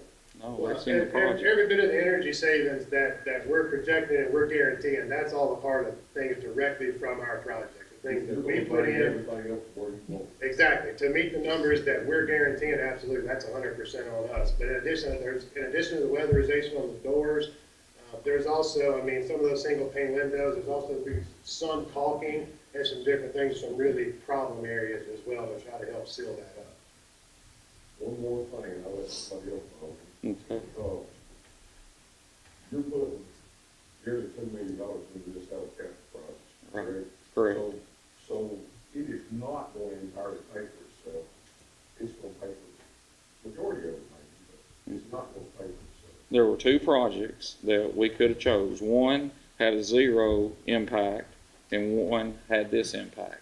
School board chose to go with this impact because we got a greater return on our investment. So that's why we went with this one. We're going to be spending that money anyway. It's out of our capital projects. It's going to take us a slower amount of time to do it if we don't couple it with the energy cost. That's why they chose to do the $9 million project rather than the $7 million project. project. You have the money to invest in We have it out of, we've not $900,000 a year that we put in to our capital projects. We're taking 195 out for the, I think, first 4 years on the sliding scale down. After 14 years, we're not putting any into it. It'll pay the balance with the energy savings. So we've come a long way since the budget, if you think it's Mm-hmm. Well, that capital improvements money's been there anyway. It's So been you there have every to year. spend it. about 16 years. That's right. Now, are we guaranteed, you've heard the old adage that, don't loan anybody or co-sign a loan unless you're willing to give it to them. Mm-hmm. And I'm not willing to give it to them. Okay. So, what assurance do we have that the school system will, say you're not here in a few years, say you move on and you decide you don't want to be county or. No, I don't want to be county executive. Say we have someone take your place, if this is just a verbal agreement that's made, or do we have a contract? We have a signed contract, yes, right. We have a signed contract waiting on approval. School board's already approved it. We have a signed contract with all the parameters in there. I'm still not sure, but. Okay. Well, I appreciate the One of question. these air conditioner units or big chillers goes down in one of these schools and the kids are sitting in a cold room and can't have school for 2 or 3 weeks, or sitting in a 90-degree room because it's not air conditioned, there's no money, then you'll be getting a phone call. And I want to address this too while we're addressing items. I heard this when I walked in the door tonight, so I'll just address it with all of you. Nobody has ever said anybody's going to lose their job, that we're going to reduce our maintenance staff for any reason at all. Heard that when I walked in the door tonight too. Okay, a new one on me too. I've been out of state since Wednesday. New one on me too. Nobody's ever that. We've got maintenance staff that's going to be there. They're certified. It's going to be important for them to maintain the equipment that we put in and keep the other part running as well. That's another thing on that 3 years. I don't think one of the commissioners is in favor of you keeping it further, but I'm not, because you have a maintenance department that I That's right. think ought to take on the responsibility. And they will. Instead of spending $30,000 a year extra. I agree. The first 3 years are in the contract. It's paid for within the contract. After that, it's our choice if we want to keep it on. If it's working or it's not working, then we'd make that choice. But I think we have a good maintenance staff. They're here tonight. They know what's needed. We get the proper training, and they'll keep it up. They do a good job now. Mr. Bobby. Yes, sir. On the new schools, specifically Morrison and Centertown, that are relatively new, what part are we going to have to renovate those as well? Put new air conditioners and stuff? Because I mean, the gentleman said we're going to work on all 8 schools. Is that part of the project as well? No, not Morrison. I don't think is in the project this year. Diverell, I think maybe some of the older parts at Diverell. Yeah, the 8 schools in the central office, but more, that school's not included. There's one particular section of Dearville. So you have 11 schools, so 3 of the newer schools that all have newer HVAC equipment is not included as part of it. We're not going in and replacing any HVAC unit that's not well over 15 years old. 15 to 26 years, I think, or over that. And then also tax dollars. We've sort of beat this dead horse, but again, I've been getting some phone calls as well. No additional tax fund. Our maintenance of effort to the school system is going to stay the same, and it will not increase because of this project. Correct? Asking for anything for this project? No. And then one other question was how we selected this particular company. Were there others that quoted or others that sort of presented this? There was concern that maybe we didn't get 3 bids on this project being this large. Was that something that happened as well? Yeah, I thought that might come up, so I've got a timeline. I'd just like to go through the timeline real fast. On February 8th of 2018, we had bids that were opened. We had 6 responses, AECO, ACOM, Technical Services, ESG, Train, Siemens, Perfection Group, and Amoresco that returned bids or requests for qualifications. The companies were reviewed by the school board. Short list was developed. Train, ESG, and Amoresco were the 3. I reported this to financial management on February the 28th. That 3 bids have been approved, and reduced down to 3. That short list was interviewed by the school board on March the 6th. The board awarded it to ESG on March the 15th. It was brought to financial management on March the 28th and approved by financial management. On April the 26th, the board approved the ESG project development agreement. On September the 27th, the ESG proposal was presented. They presented two options that I talked about earlier. The board chose the $9 million option. November 15th, the Energy Savings Improvement Plan was reviewed at the financial management meeting. Motion was made and seconded to send it to the county commission at this meeting. So it's gone through the proper approval process. There's been quite a few public meetings as well, and so I know you've put in hundreds of hours, the school board has as well.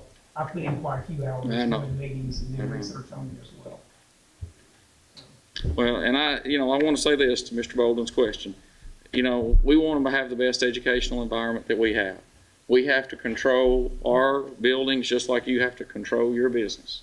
Would everybody like to have a heater in their room and a refrigerator in their room and have the temperature where they like it? Yes, they would. But we have to try to get the educational environment the best way that we can. Lighting, bringing fresh air into the middle school that we don't have right now. And all of those policies will have to be set, and we'll have to adhere to those. We're getting ready to shut down right now for Christmas.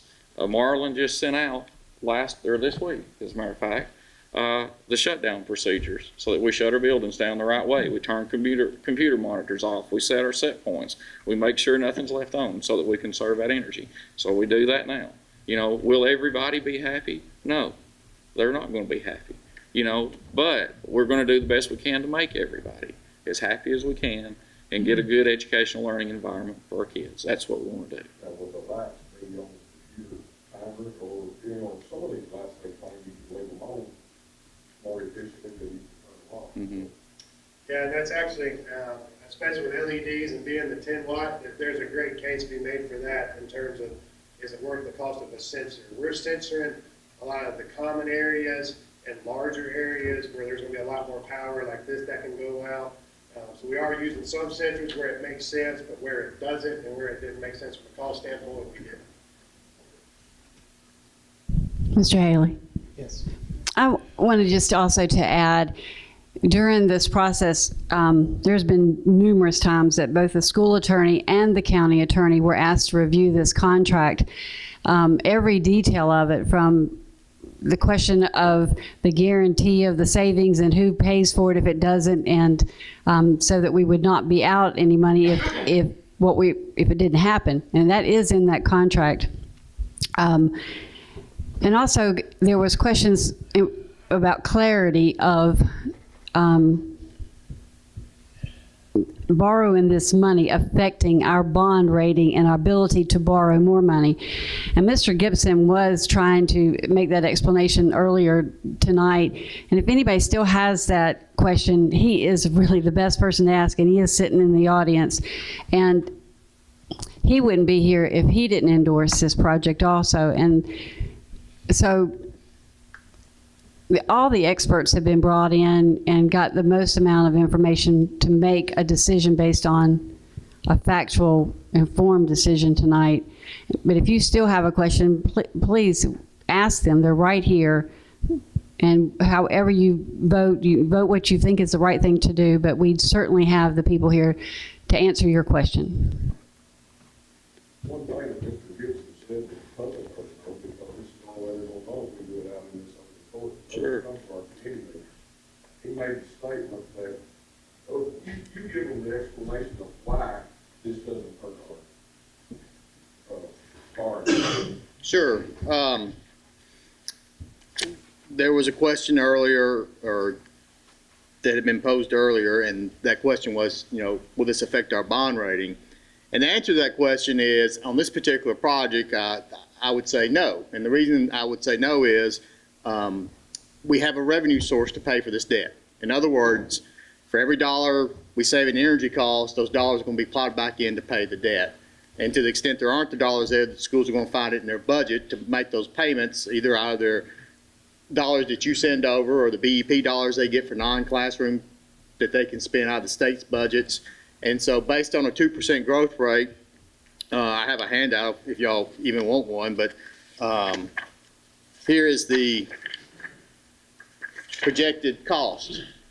So the bars represent the debt cost, and the lines across, the red line across the top represents 2%. As you can see, the red line kind of equals right across the top.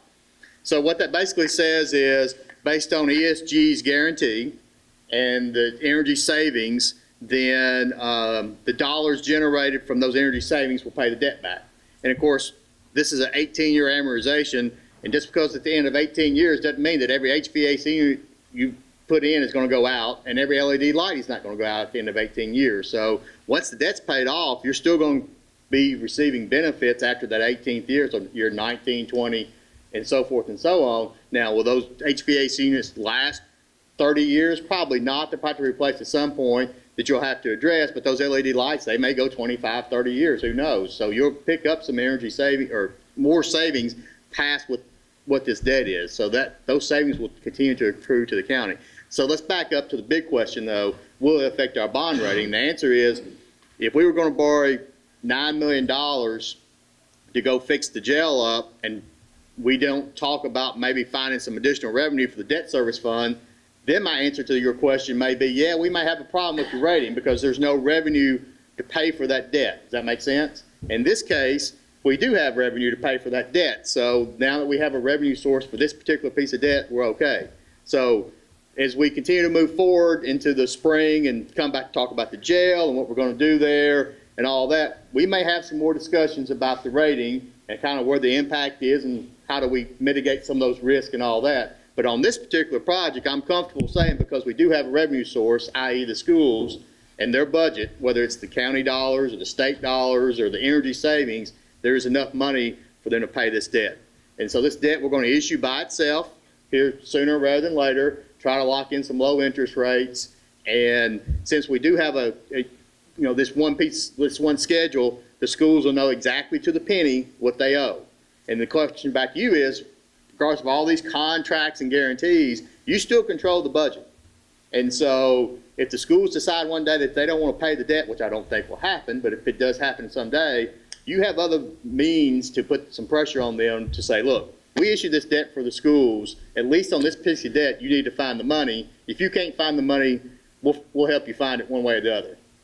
I.e., you can cut the budget down to the lowest level on the maintenance of effort, whatever. I'm not saying that that's the best thing for the kids in the county, but if y'all want to get in the back and forth, you have other means to help make sure this debt gets paid. Sorry to put you in the spot, but that's just true. I know that anyway. So, but that's not, I mean, we're, very comfortable with what we have there. It's guaranteed with the energy savings. We can allocate that $195,000 out and on a sliding scale because we're going to spend it anyway on capital projects. And I want to thank Commissioner Taylor for coming up with the idea also of using some of those savings to put into a maintenance budget line item account. So in case some other equipment goes down or something, we'll have some funds in there to do it. If we're not paying down the debt, then we'll have a reoccurring fund in there that we can add to that will allow for some maintenance. Absolutely. And the project has a construction phase, which I think the first payment in that construction phase is not due till June 30 of 2020. So we're scheduled to save somewhere around, just with lighting and weatherization, around $158,000 that we're going to stick in the bank and call on that all the way down if we need it. So we have a bank just like that. Energy costs right now, I think 1.6 million a year on energy costs. Somewhere around you multiply that by 18 years, look at how many $1 million in electric bills, and that's just saying they don't go up. Right. What will they pay? This will more than pay for itself with the savings. Mr. Chairman, yes, I'd like to call for the question. Call for the vote. Michael Bell, Yes. Carl D. Bolden, Yes. Carl E. Bolden, Yes. Carleen Brown, Yes. David Dunlap, Yes. Randy England, Yes.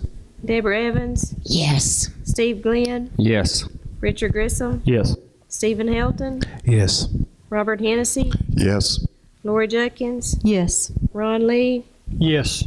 Gary Martin, Yes. Daniel Owens, Yes. Gary Prater, Yes. Christy Ross, Yes. Scott Ruble, Yes. Tommy Savage, Yes. Tyrone Sparkman, No. Joseph Stotts, Yes. Philip Stout, Yes. Cole Taylor, Yes. Blaine Wiltshire. Yes. Anyone want to change your vote? 23 yes, 1 no. Motion carries. Thank you. Next item is recognize Commissioner Carlin Brown, Resolution 27-2018 for approval. This is approval of the bonds and how they will be issued. A resolution authorizing the issuance of general obligation bonds of Warren County, Tennessee in the aggregate principal amount of not to exceed $7,380,000 in one or more series, making provision for the issuance, sale, and payment of said bonds, establishing the terms thereof and the disposition of proceeds therefrom, and providing for the levy of taxes for the payment of principal of premium, if any, and interest on the bonds. I so move. Motion, Commissioner Brown, is there a second from Commissioner Prater? Anybody want to speak to that motion? We'll call for the vote. Michael Bell, Yes. Carl D. Bolden, Yes. Carl E. Bolden, Yes. Carleen Brown, Yes. David Dunlap, Yes. Randy England, Yes. Deborah Evans, Yes. Steve Glenn, Yes. Richard Grissom, Yes. Stephen Helton, Yes. Robert Hennessy, Yes. Lori Judkins, Yes. Ron Lee, Yes. Gary Martin, Yes. Daniel Owens, Yes. Gary Prater, Yes. Christy Ross, Yes. Scott Ruble, Yes. Tommy Savage, Yes. Tyrone Sparkman, Yes. Joseph Stotts, Yes. Philip Stout, Yes. Cole Taylor, Yes. Blaine Wiltshire. Yes. Anyone want to change your vote? 24 yes. Motion carries. Thank you. Next item of business is entertain a motion to approve the list of appointments to the Board of Appeals for Business Code Violations. Well, precursor to that, we have lots of boards set up within the county that have never met, or we're not sure what the guidelines are for any of these. And so these three gentlemen have served on this committee for the last few years, and there's not been a single meeting yet. So I'm trying to figure out, well, what their purpose is, what the process of appealing anything that's a code violation, and so we can move on with that. But I would entertain a motion to approve Keith Bolden, Steve Breedlove, and Greg Brock for 4-year terms to expire December 22nd, 2022 for the Board of Appeals. A motion from Commissioner Lee. Is there a second from Commissioner Stout? Anybody want to speak or have a question? All in favor say aye. Aye. Any opposed? Thank you.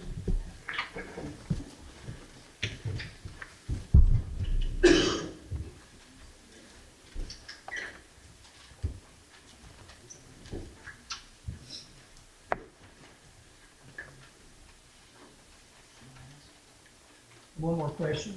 Mr. Cox, on the USDA loan, what's the process in doing that? I talked with Mr. Rogers last week. We've got to fill out the application, take that through Caney Forks Board, and then we would have to probably come back with USDA probably in the January meeting. I know that's one question. Yes, sir. Yes, sir. And Mr. Chairman, while I have the floor, I would like to say thank you very much for the diligence and the work that the commission has done. We've answered a lot of questions. We've tried to answer a lot of questions. I appreciate you asking those questions. And we've tried to give you every answer that you can. And I promise you, as long as I am in this position, we will do everything we can to make this project work and save as much money as we can and do right by the county. We appreciate you giving us this opportunity, and we will not squander it. I promise you that. Thank you very much. So next item of business is list of notaries. You have a list of those I do. in front of you. Scott. This is the list for the notaries. Susan E. Davenport, Tyler E. Harriman, Kevin Pearsall, Michael Cartwright, Teresa F. Boren, Philip Prater, Nikki Crawford, and Lisa Crawford. We have a motion for Commissioner Bell. Is there a second from Commissioner England? Anybody want to speak to that motion? And all in favor of approval of notary, say aye. Aye. Any opposed? Thank you. Next item is announcements. A couple of things. You saw the floor back there looking nice and shiny. It hasn't looked that clean in several years. So a collective effort between the school system. We got the early voting in this. We'll be working on this Scott. A few other floors up here to teach our custodian how to clean and wax. And so I think that has been a major improvement.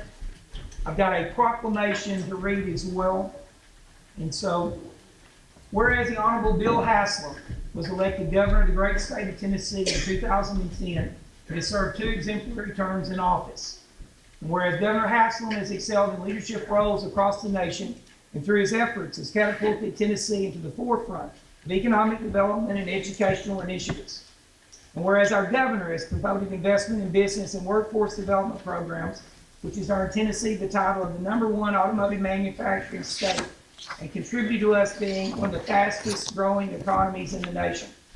Whereas the governor has recognized the importance of education funding and implemented the Tennessee Promise, Drive to 55 that paid for our automated robotics center, the Tennessee Reconnect, and to provide quality post-secondary opportunities for Tennessee students and adults.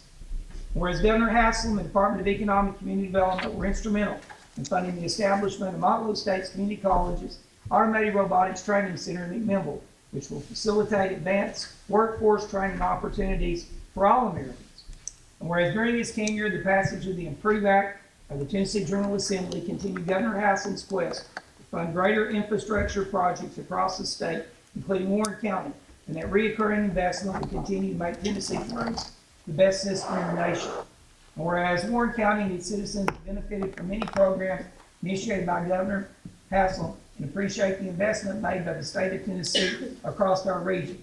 Therefore, I, County Executive Jimmy Haley, do proclaim Governor Bill Haslam an honorary citizen of Warren County, Tennessee, and express my sincere appreciation for his outstanding service to our state and its residents for the last 8 years. So thank you. A couple of other announcements as well. We got the county employee Christmas breakfast on Thursday. Once again, I partnered with the school system. I feel like they're great partners in doing things that we need to do. And so the middle school from 7 o'clock to 8:30, you can drop in anytime. So elected officials, if you'll spread the word and come, commissioners are invited as well. And so we'll have breakfast and music. We're going to do some giveaways as well. So I've provided a few gifts, and several of y'all have brought gift cards and things as well that we're going to give away to employees. And so it's a great way, I think, to show that, you know, we appreciate our employees. It's the first time this has been done on this kind of scale. And so I didn't ask the county for money. I'm paying for it myself.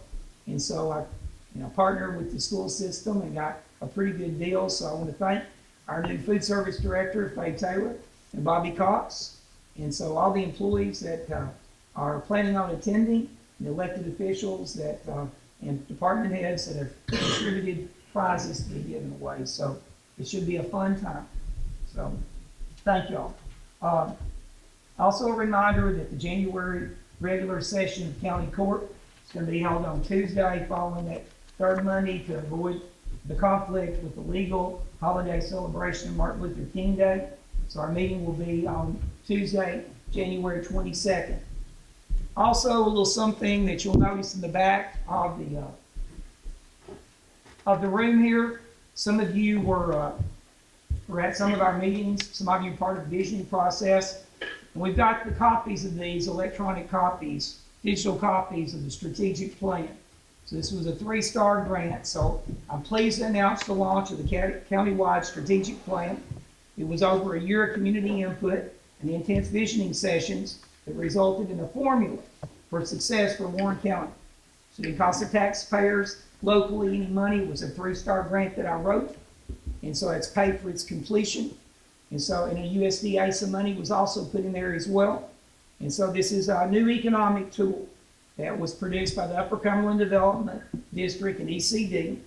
And so we're excited about the opportunity to begin this implementation.